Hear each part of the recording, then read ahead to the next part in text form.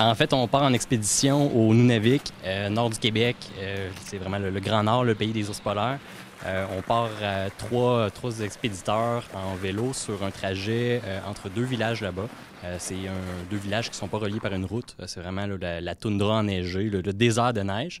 On part sur un trajet donc, de 200 km. On prévoit faire cette expédition-là en 5 jours au total. Puis 5 jours au total, puis dépendamment de la température, s'il y a des blizzards, tout ça, ça peut aller jusqu'à 8. Puis il prévoit peut-être des blizzards, donc on verra le déroulement. L'année passée, en fait, malheureusement, moi j'ai subi le décès de mon père de façon très subite et non prévue, disons. Il est décédé dans son sommeil sans aucun préavis, des suites de l'apnée du sommeil. On savait qu'il faisait de l'apnée du sommeil, mais comme presque 100% des gens, on n'était pas au courant que c'est quelque chose qui pouvait mener au décès. Puis encore moins au décès lorsque un individu est totalement en forme visuellement, capable de faire du sport, travailler physique. Il était aviculteur, il avait une ferme de poulets, travaillait très fort.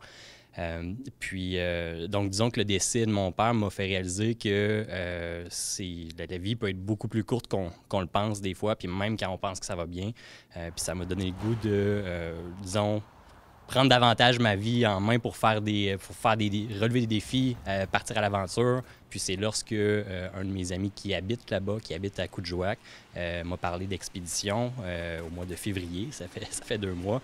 J'ai été très intéressé rapidement, puis je me suis dit, OK, on organise ça. Fait qu'au mois de mars, en fait, le mois dernier, on s'est mis à organiser l'expédition, puis on a prévu 24 avril, c'est le moment où on part. Puis je me suis dit que cette expédition-là, j'allais en faire aussi une occasion pour informer la population sur l'apnée du sommeil.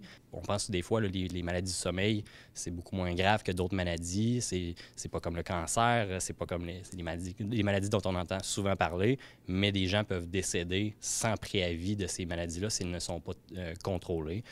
Donc, je voulais justement lancer ce message-là à la population. Puis que c'est une maladie avec laquelle il ne faut pas procrastiner. Il existe des appareils qui aident justement à la respiration lors du sommeil. Il faut y voir rapidement parce que c'est une maladie qui use le cœur et peut mener au décès, comme ça a été le cas de mon père. Là.